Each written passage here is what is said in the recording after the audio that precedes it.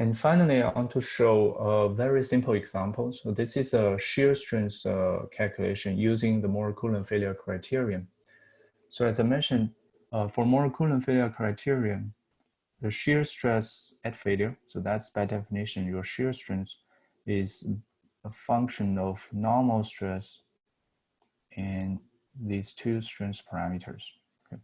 So if it's effective stress, we're going to use prime for all these parameters. So if you know C prime, phi prime, and if you can calculate the normal stress sigma prime, then you can predict the shear strength along any plane. So we're going to practice that through this example here. For the example one here, part one, part A, we're going to calculate the shear strength on horizontal plane AA. So this is a horizontal plane. And then we're going to calculate this shear strength again when the water table changes. Okay.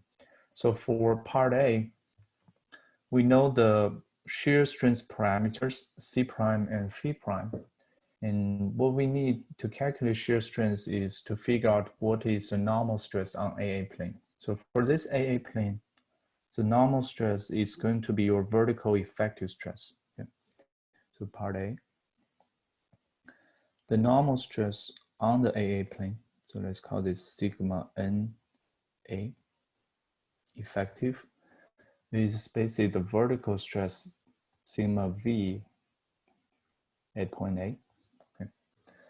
And for this problem, this is the ground surface. So that's your lake bottom. The freshwater lake, the water body above the ground surface, does not contribute to effective stress. It does contribute to total stress, but it does not contribute to effective stress. So we can simply use the buoyant unit weight of the 15 feet of clay.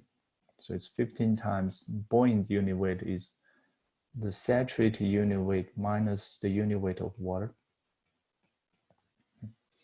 And if you plug in this, work out these numbers, it's 714 PSF.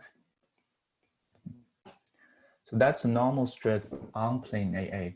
Then to calculate the shear strength, we just use the Mohr-Coulomb failure criterion.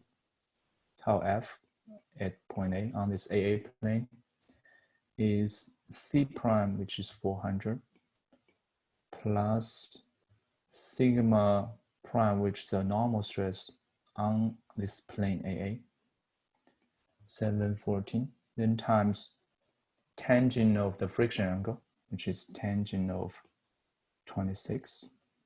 Okay. So this gives you a shear strength of 748 PSF. Okay. So that's shear strength on this horizontal plane AA. And part B, if the water level drops by 20 feet, and the water level is going to drop to this lake bottom. This is the water table of part B. And so from chapter 9, we did a number of examples.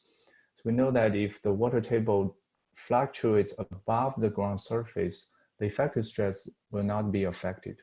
So for part B, actually, the sigma n prime, that's a normal stress on A, is the same as part A. So it's sigma V prime is 714 PSF.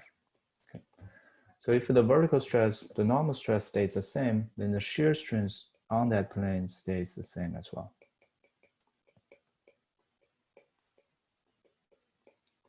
(748 PSF). Okay. So this is a very simple example that directly uses Mohr-Coulomb failure criterion to predict shear strength along any given plane. So again, basically what you need are these two strength parameters, C prime and phi prime, and the normal stress on that plane.